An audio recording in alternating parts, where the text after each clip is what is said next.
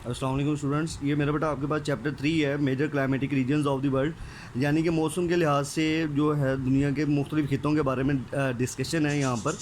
तो अब यहाँ पर इस तरीके से है कि पहला हमारे पास लिखा हुआ है जी मानसून क्लाइमेट, जैसा कि आप अभी ये जो मौसम देख सकते हो, ठीक है। ये जो करंट वेदर है दिस इज़ कॉल्ड मानसून, ठीक है। मानसून वेदर में सबसे ज़्यादा क्या चीज़ है कि बारिशों का जिक्र किया जाता है, तो यहाँ से मैं रीड भी कर देता हूँ। Monsoon climate is one in which the wind blows from one direction often south west for half of the year and from the opposite direction northeast for the other half. Monsoon climates are found mainly in the subcontinent, ठीक है।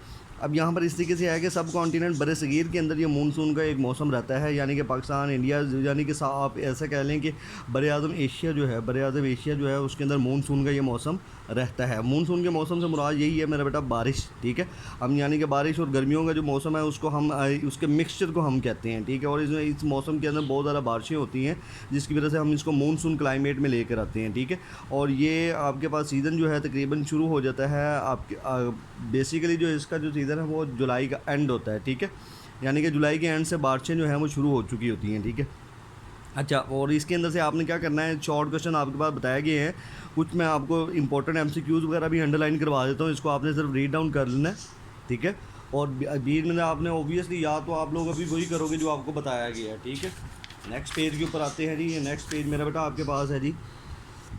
And in north easterly winds November to March and the monsoons are really land sea breezes, ठीक है।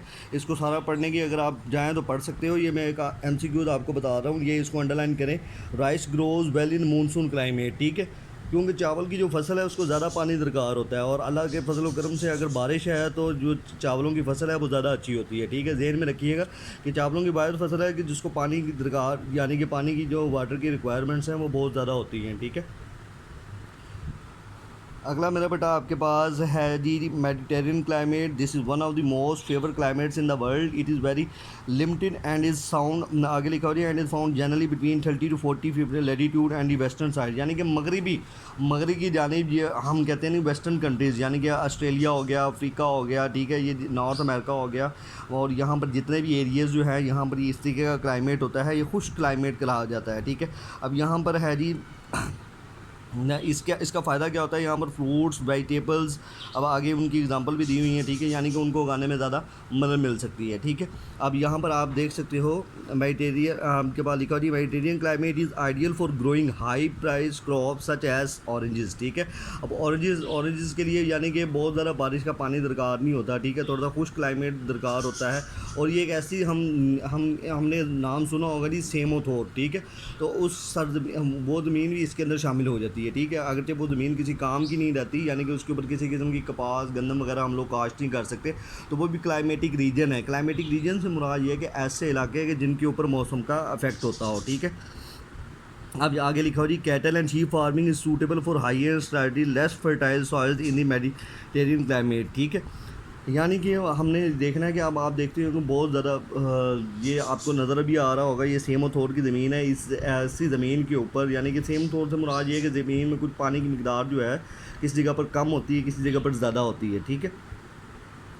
आगे मेरा बेटा आपके पास लिखा हो जी टुंड्रा, ये आपके पास है जी this is one of the world waste spaces क्या मुराद है, यानी कि पहाड़ों के चट्टानों की वजह से और समंदर की वजह से, यानी कि पानी और चट्टानों की वजह से कुछ ज़मीन जो है वो ज़ाया हो जाती है। और इसने कितना कवर किया हुआ है, these ice and rock deserts cover about 10% of the earth surface but grow almost nothing of value of human beings, ठीक है, यानी कि ह्यूमन बींग्स के लिए किसी किस्म की वैल्यू क्रिएट ये चीज़ नहीं कर सकती, ठीक है।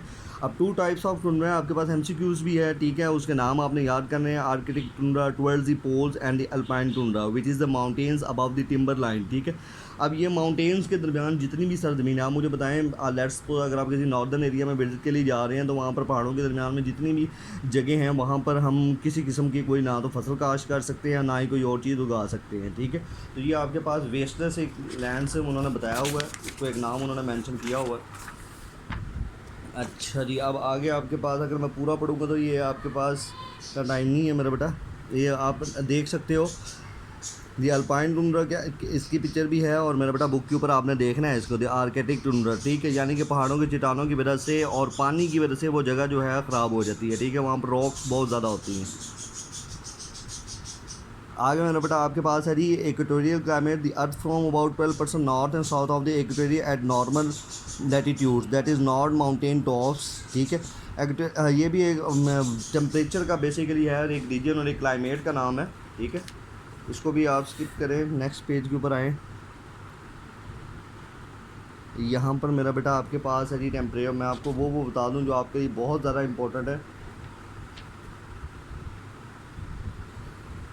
अच्छा यहाँ पर आएँ, ये आपके पास सीजन्स लिखा हुआ है, ठीक है। There are the changes in climate, temperature, rainfall, wind directions, offers of sunshine etc that we experience in any one place throughout the year.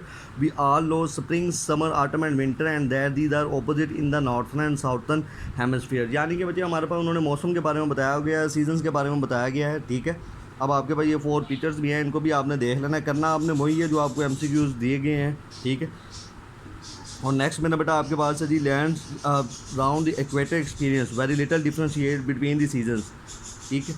अब मैं इसको पूरा पढ़ाऊँगा तो आपके लिए मुश्किल हो जाएगा, ठीक है। आपने सिर्फ वही करना है जो आपको बताया गया है, लेंथी चैप्टर है। अब यहाँ पर ये आपके पास क्वेश्चंस भी नीचे दिए गए हैं, क्वेश्चन ये वाले आप देख सकते हो, ठीक है। यहाँ पर मैं एक चीज़ आपको बता दूँ, ये इन्फॉर्मेशन आपके पास दी हुई, इसको पढ़ना है आपने। The tilt of the earth axis, it is so important to climate that half degree, ठीक है। ये आपके पास ग्रीन बॉक्स में दिया हुआ है पेज नंबर 32 के ऊपर, the tilt of the earth axis, यानी कि ज़मीन की जो घूमने की गर्दिश है, is so important to climate, ठीक है। हम देखते हैं जी ज़मीन घूम रही है, हम कहते हैं जी मौसम चेंज हो रहा है, ऐसे ही है, मौसम चेंज हो रहा है, क्लाइमेट चेंज हो रहा है। तो वो क्लाइमेट चेंज होने की वजह क्या है कि ज़मीन जो है वो अपने गर्दिश कर रही है, ठीक है। हम कहते हैं कि सूरज ज़मीन के गिर्द नहीं घूमता, ज़मीन सूरज के गिर्द घूमती है, ठीक है। To climate that a half degree shift in the angle thousands of years ago resulted in warning and melting of ice course and desertification in some parts of the world, ठीक है। अब यहाँ पर आइस कैप्स वगैरह उनके, यानी कि जितना भी हमारे पास है जी उनके पिघलने का काम हम कहते हैं जी, देखते हैं खुद हम अपनी आंखों से देख रहे होते हैं कि अगर हम नॉर्दर्न एरिया की तरफ जाएं तो वहाँ से जब हम गर्मियों के मौसम में जाते हैं तो जो सर्दियों में बर्फ़ पड़ी होती है वो पिघल रही होती है, ठीक है। तो बच्चे this is the process that continues in the whole year, ठीक है। पूरे साल के अंदर ये प्रोसेस चलता रहता है। जब मौसम चेंज होता क्यों है वो वैसे ही पूछ लेता है। सो टेल दैम कि बच्चे according to the rotation of the tilt of earth axis, यानी कि जो ज़मीन की जो एक्सिस है उसके हरकत करने की वजह से, ठीक है। तो यहाँ पर मेरा बेटा आपके पास है जी, इसको आप क्या कहते हैं यहाँ तक पढ़ें, ठीक है।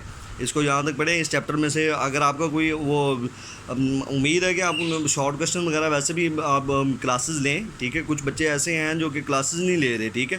तो ये मेरा बेटा क्लासेस के ऊपर थोड़ा सा गौर करें। Thank you.